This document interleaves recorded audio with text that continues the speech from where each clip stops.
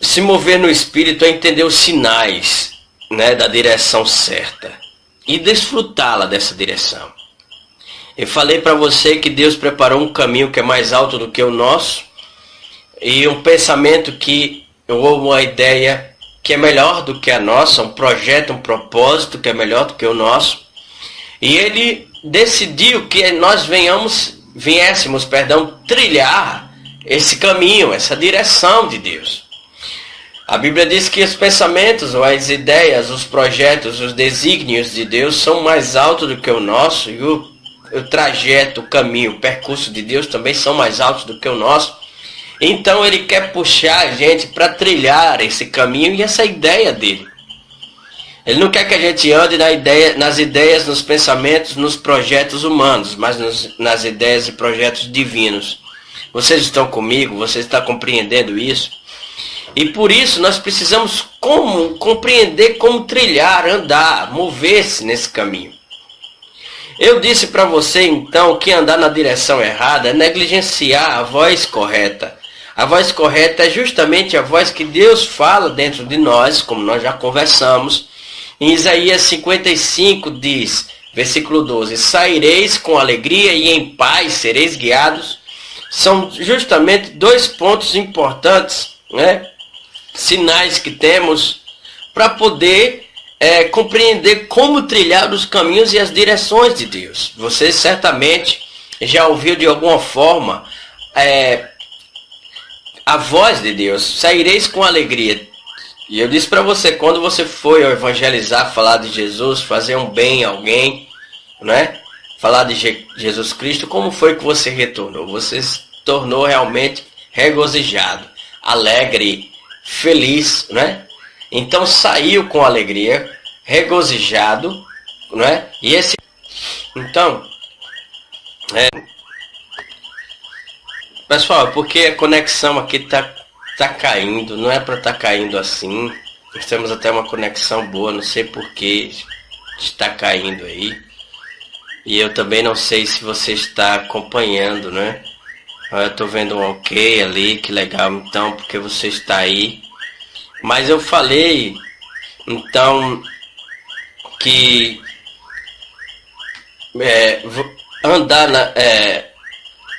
se você anda na direção errada, é negligenciar que você anda na direção errada, então você está negligenciando a voz correta, movendo-se no Espírito.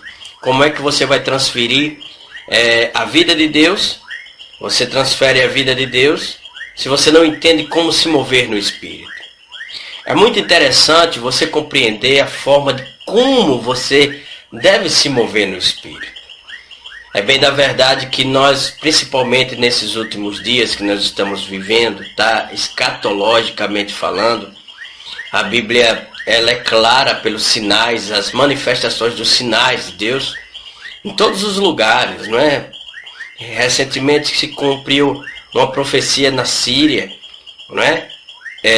Você vê que os bolaines lá em Israel, né, que estão abrindo crateras de fontes de águas limpas, né, puras, doces, estão indo até o Mar Morto. É comprovado, está sendo assim uma forma pelos cientistas e geólogos. Eles estão viajando até lá para ver esse tipo de fenômeno. E é interessante que, principalmente nesses últimos dias que nós estamos vivendo, precisamos ouvir e se mover no Espírito Santo. É interessante nos posicionarmos para a grande manifestação de Deus e iremos usufruir, caminhar dentro de uma perspectiva, de uma dimensão em Deus, sem igual, quando compreendemos e ouvimos a voz e nos movemos no Espírito Santo. Eu oro então para que você compreenda isso. As pessoas tomam decisões erradas por não aprender a se mover no Espírito Santo. As pessoas se frustram com os homens ou com as situações, não é? Porque não se move, não sabe a direção do Espírito Santo. As pessoas elas atrasam a vida porque não sabem como se mover no Espírito Santo. E eu, mais uma vez, repito para você, como fala a Bíblia lá em Atos 17, 28. Nele vivemos, ou vivemos na vida de Deus, no zoe de Deus, na própria vida de Deus. Nele nos movemos e nele existimos. Então, para que venhamos existir, transferir, liberar, demonstrar, resplandecer a vida de Deus, é necessário que aprendamos como nos mover no Espírito. Veja só, você tem que compreender uma coisa que quando nos movemos no Espírito Santo, sempre nós alcançamos os resultados positivos. Você veja, se você abrir a sua Bíblia em Atos capítulo 8, versículo 29, o Espírito Santo falou para Filipe, segue esta carruagem,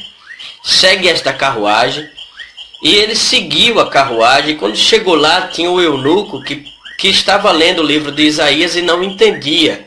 O resultado de quem é guiado pelo Espírito foi que aquele eunuco, ele foi salvo, né? Ele entregou a vida a Jesus Cristo, porque de alguma forma, ser direcionado pelo Espírito Santo, vai proporcionar salvação, Jesus.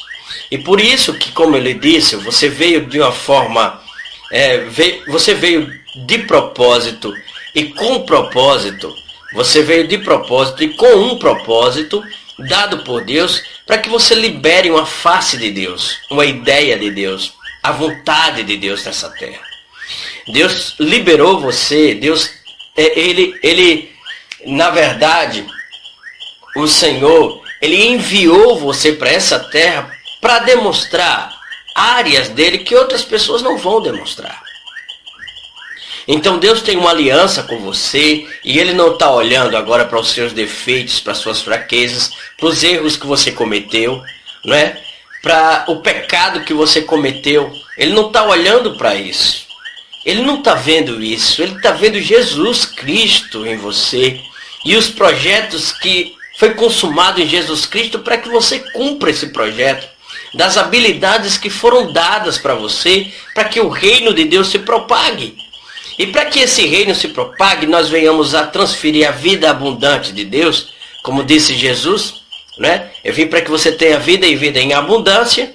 Essa vida abundante, como lá escrito lá em João 10:10, é para que venhamos provar dessa vida e transferir essa vida para essa terra, para essas pessoas.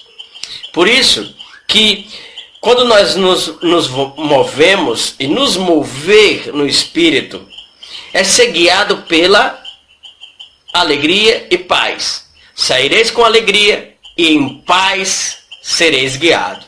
Você vai sair com alegria e você vai ser guiado pela paz.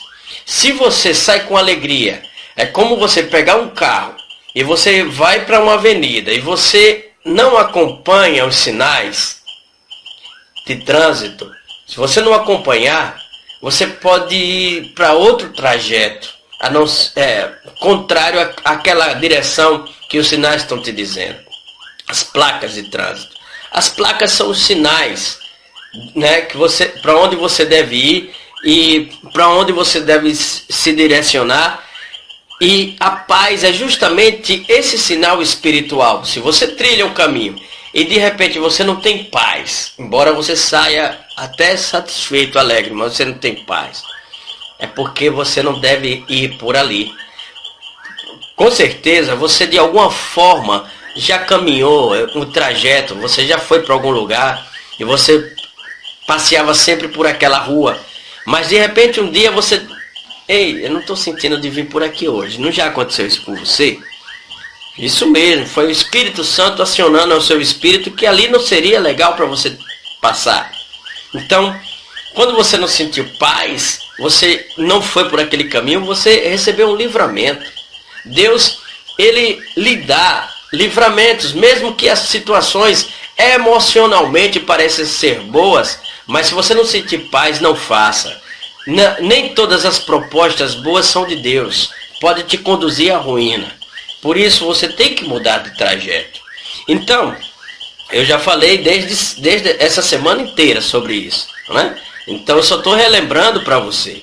E eu espero que você esteja me acompanhando, dando um ok, para ver se você está pegando isso mesmo.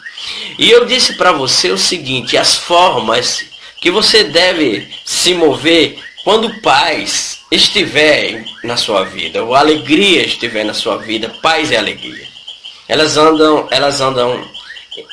amalgamadas, né? Elas andam juntas, elas andam em conexão, paz e alegria, para que a vida de Deus seja transferida através de nós. Você está entendendo isso? Eu espero que você esteja entendendo muito bem. Então, você só deve se mover. Existem algumas formas que você só deve se mover, certo? Se você sentir paz e alegria em você. A primeira é o tempo, certo? Nem todo tempo é o tempo de Deus. Nem todo tempo é o tempo de Deus. Às vezes nós queremos entrar em um tempo que não é o tempo que Deus quer que a gente trilhe. Ou então nós estamos, às vezes é o tempo de Deus e nós estamos parados, recuados por causa de algumas frustrações, por causa de algumas conversas que nos desanimou, né? Pessoas que nos desanimaram na jornada e a gente não quer mais trilhar determinados caminhos e recuamos, mas de repente é esse o tempo de Deus para você e você está parado, e você não age. Como também pode ser o oposto, não ser o tempo de Deus e você passar isso, passar diante de Deus. Veja, a palavra hebraica para tempo, eu quero que você abra sua Bíblia comigo em Eclesiastes aqui. Eclesiastes, não é? Eu pedi para que você pegasse uma caneta e um papel e sua Bíblia, não te pedi? Eclesiastes, no capítulo 8, versículo 5, diz o seguinte: quem guarda os mandamentos não experimentará nenhum mal, e o coração do sábio discerne o tempo. Veja, quem guarda os mandamentos, a palavra, não vai ter mal algum, decepção alguma,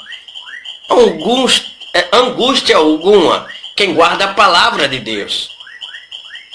Se você guarda a palavra de Deus, ela lhe protege, pode ter certeza, porque ela lhe dá instruções para a vida. E a Bíblia diz aqui, quem guarda os mandamentos não experimentará nenhum mal, nenhum dano na sua vida. Aí veja só, e o coração do sábio, discerne o tempo. E eu disse, a palavra hebraica nesse texto para tempo é iet, que significa por experiência. Olha, então vamos fazer o seguinte, a Bíblia diz o seguinte: quem guarda os mandamentos não experimentará nenhum mal, e o coração do sábio discerne por experiência o tempo.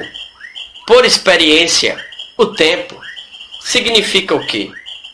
Por experiência, a palavra aqui tempo significa por experiência, olha só. Discerne por experiência as situações. Discerne as situações por experiência. Ou o momento por experiência. Isso quer dizer o quê? O que é que isso aí? O que isso quer dizer? Que os momentos das nossas vidas, elas devem ser compreendidas pela experiência que temos. Agora, que experiência? Está no mesmo versículo. A experiência da palavra.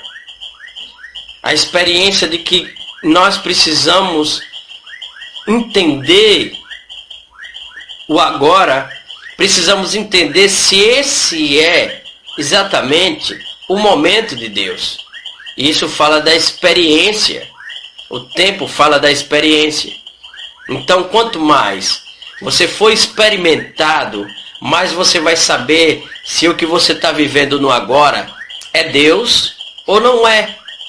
Se você deve seguir ou não, por causa da experiência. Experiência com quem? Com o Espírito Santo. Então, a cada dia que você passa, a cada momento que você passa, O homem sábio sabe entender, porque teve experiência, se é Deus que está o conduzindo ou se não é Deus que está conduzindo. E eu estou te dando uma chave muito importante. Como saber disso? A experiência de entender. Bom, a conexão caiu, mas estamos de volta, né? Então vamos lá. Vocês estão me ouvindo perfeitamente? Diga ok, que eu quero saber se vocês estão pegando aí. Estamos caminhando aí. Bom, então por experiência você discerne o tempo. A Bíblia fala de Simão. E eu quero que você vá lá no livro de Lucas no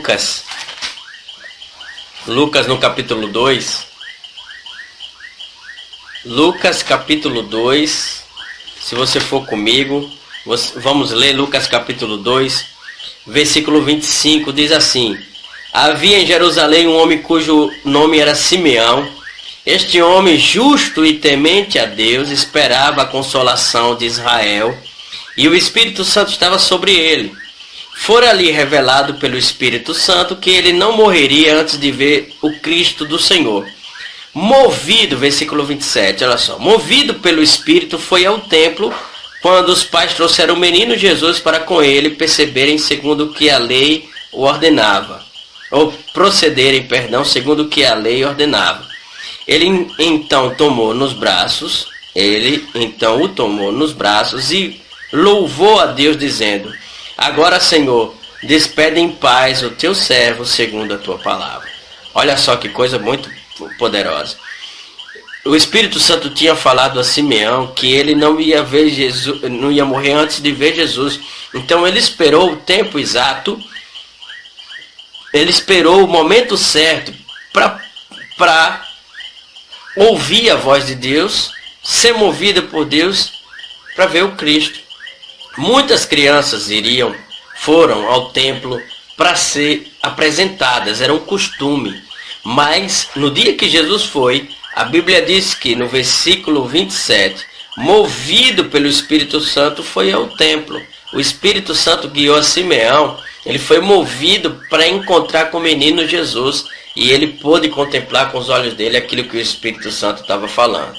O Espírito Santo, ele vai te guiar, como eu disse, a salvação, ele vai te guiar aos projetos de Deus, mas você precisa saber do tempo, ter a experiência de estar se movendo em Deus. Se mova só se a paz e a alegria estiver na sua vida, operando na sua vida, fluindo na sua vida. E também existe um outro fator muito importante. Você tem que entender o seguinte: você pode perceber direções de Deus, mas não ser o tempo de Deus. Você pode receber as direções, mas não ser o tempo. E a experiência que vai definir para você se é aquele momento para você agir ou não agir. Como eu falei ontem, ficar parado pode ser um dos maiores passos que você venha dar. Amém? Um outro fator importante é o modo, tá bom? Não é só o tempo, mas o modo, né? A palavra hebraica aqui para modo é mishpat, ou que significa plano ou maneira. Existe um plano ou uma maneira de como você se mover no Espírito. Há um modo também, como a Bíblia fala. Os sábios, eu li para você Eclesiastes 8:5, o sábio sabe o tempo e o modo, ou o plano, ou a maneira de como se mover. Amém? Então você também precisa saber a maneira, o modo de como se mover. E eu falei que maneira é plano, maneira. O modo é maneira, o plano. Veja só, a Bíblia diz aqui em Atos capítulo 16, versículo 6, o seguinte: passando pela Frígia e pela província da Galácia, foram impedidos pelo Espírito Santo de anunciar a palavra na Ásia. Quando chegaram a Mísia, tentaram ir para a Bitínia, mas o Espírito de Jesus não lhe permitiu. Nossa, Como é que Deus vai impedir que alguém pregue a palavra dele? Se você fosse pregar a palavra de Deus e uma voz dissesse para você, não, você não vai pregar, você ia dizer logo que era o quê? Você ia dizer que era Deus? Você ia dizer, não, está repreendido, diabo, eu vou pregar a palavra de Deus aqui. Mas não é bem assim, não é da sua maneira, não é do seu modo, é do modo do Espírito Santo. A mesma coisa aconteceu com Paulo.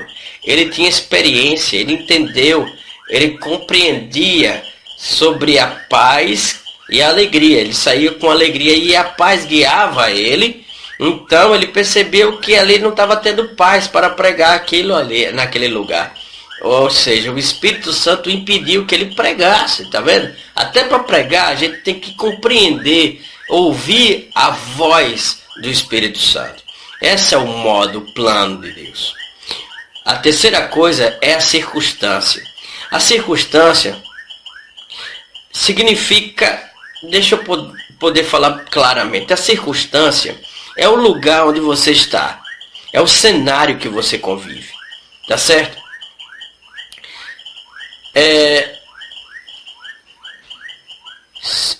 Às vezes você vai estar debaixo de pressão e você precisa tomar determinadas decisões, e se você não tiver em sintonia com o Espírito Santo, você pode tomar decisões erradas. Se você for lá em 1 Samuel, no capítulo 13, é um capítulo longo, eu não sei se vai dar tempo para a gente ler aqui, mas com mais tempo eu poderia estar lendo com você.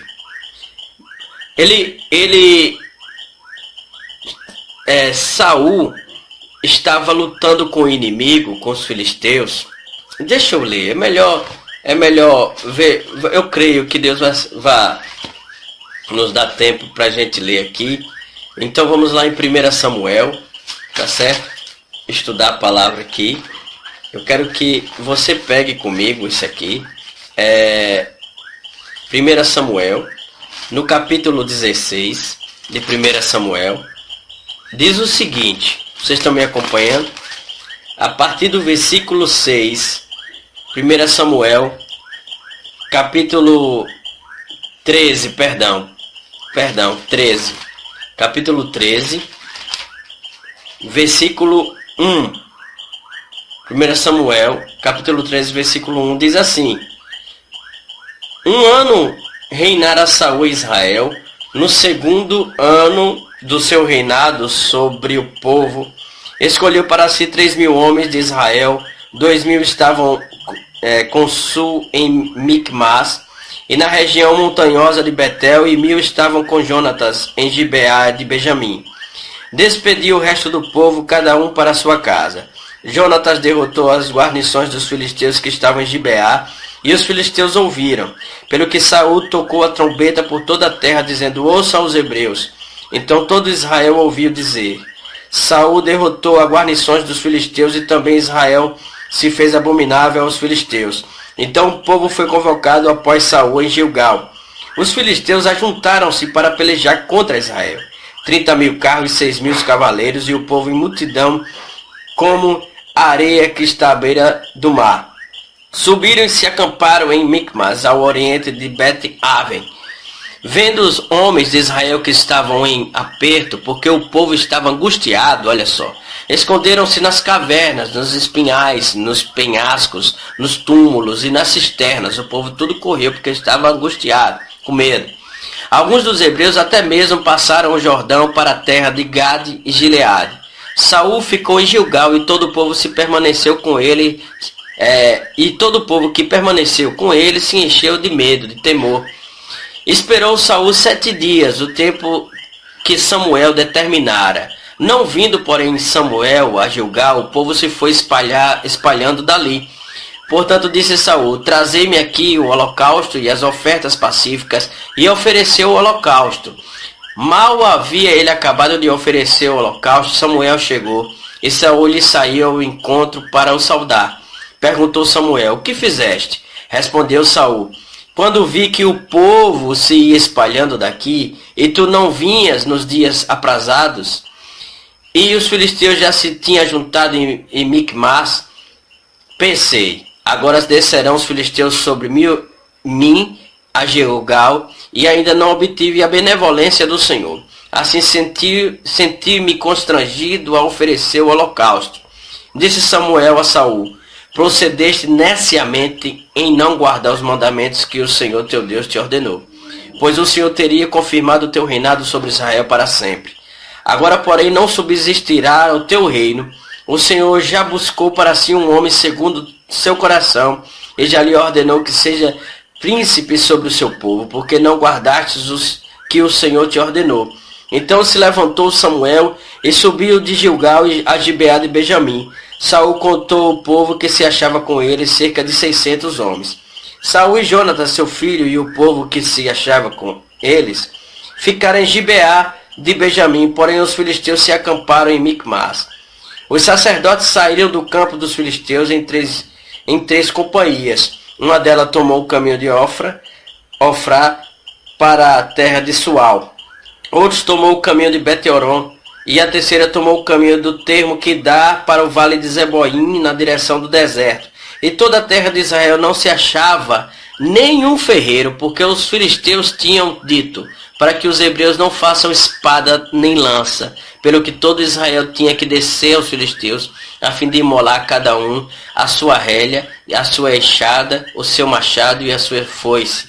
O custo era de 2 terços de ciclo pelas relhas e enxadas, e de 1 terço de ciclo para afiar machados e aguilhões.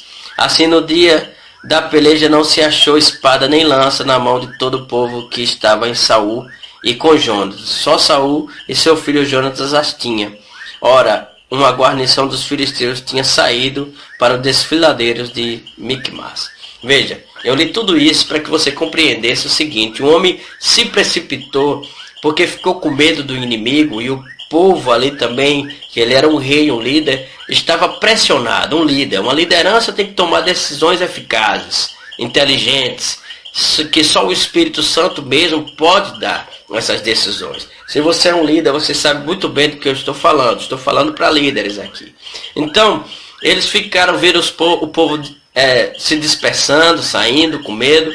E aí, em vez dele esperar Samuel, que deu um prazo de 7 dias, que era um profeta que oferecia a Deus os sacrifícios, né? Ele buscava informações sobrenaturais para transferir ao rei, ele se guiava pelo profeta. Saul então não esperou por causa da pressão que ele estava vivendo, e aí agiu de forma precipitada. Então o profeta disse que Deus não estava mais com ele. E, em vez dele ser guiado pela direção de Deus, agiu pelo impulso, pela pressão, pelo momento, pelo ambiente. Ao ponto de que agora eles tinham perdido todas as armas e tinham que pagar até o próprio inimigo. E é exatamente isso que ele faz. O inimigo faz isso. As pessoas que não são guiadas por Deus acabam perdendo suas armas, suas forças, não é? E indo até o inimigo e sendo humilhado por ele, pagando a ele, em vez de o inimigo, eles despojarem o inimigo, andarem em prosperidade, em sucesso, em conquista, eles acabavam sendo humilhados, sem armas, ainda mais pagando, ou seja, vivendo uma vida completamente sufocada, humilhante, dependendo dos outros, dependendo do adversário, de pessoas que pegam e aprisionam mesmo, o sistema aprisionando as pessoas que não vivem debaixo da direção do Espírito. Elas acabam sem recursos, sem dinheiro, nas prestações, nas dívidas, constantemente. Por quê? Porque não tem mais armas para lutar. Elas dependem e vivem debaixo dos ímpios, daqueles que não têm direção de Deus, dos inimigos, aqueles que se submetem às direções desse sistema, do Mamon, desse mundo. Então, os que são guiados por Deus, eles começam a viver debaixo de uma prosperidade, de uma dimensão de Deus. E se você deseja se mover no Espírito, você tem que andar por esse caminho para viver uma vida abundante, tá bom? A semana amanhã, se Deus permitir, nós estaremos falando de outras formas de como você surge na sua vida. Eu falei do tempo, da direção de Deus, eu falei do modo também de como você se move, e eu também falei da circunstância. Amanhã eu pretendo esmiuçar mais duas coisas também importantes que você precisa saber. Amanhã eu pretendo te falar mais um pouco sobre isso. Espero você à noite. Preciso que você envie mensagem, né, pra gente aqui. Se você está recebendo de Deus, se você pretende estar com a gente no canal, o horário que você puder, eu oro para que você tenha sido abençoado com essas instruções do Espírito Santo para você. E se você é de Aracaju e você está sem congregar, sem ir a alguma igreja, nós estamos ali no Ponto Novo, né, no Castelo Branco, lá no Instituto, antiga sala de música. Nós estamos ali nos reunindo no nosso templo, naquele lugar, para adorarmos a Deus. Amanhã às 19h30, culto de curas e milagres. E no domingo, às 17h30. Que Deus continue te abençoando. Foi muito legal, muito bom estar com você. Obrigado por todos os irmãos que estão sempre ao vivo conosco. Até amanhã à noite. Será impactante. Amanhã nós estaremos, depois do culto, estaremos ao vivo aqui. Então, em torno de umas 10 horas, mais ou menos, estaremos ministrando a palavra de Deus. Que Deus continue te abençoando. E se você não tem congregação, nos visita lá, tá certo? Vá lá. Se você conhece pessoas que estão com problemas de enfermidade, leva para lá. Nós iremos orar e Jesus irá fazer grandes milagres. Qualquer problema que você está enfrentando, Jesus, Ele te dá a solução. Ele abre as portas para a tua vida. Que Deus continue te abençoando. Fica na paz. Até a próxima. Em nome de Jesus. Até amanhã.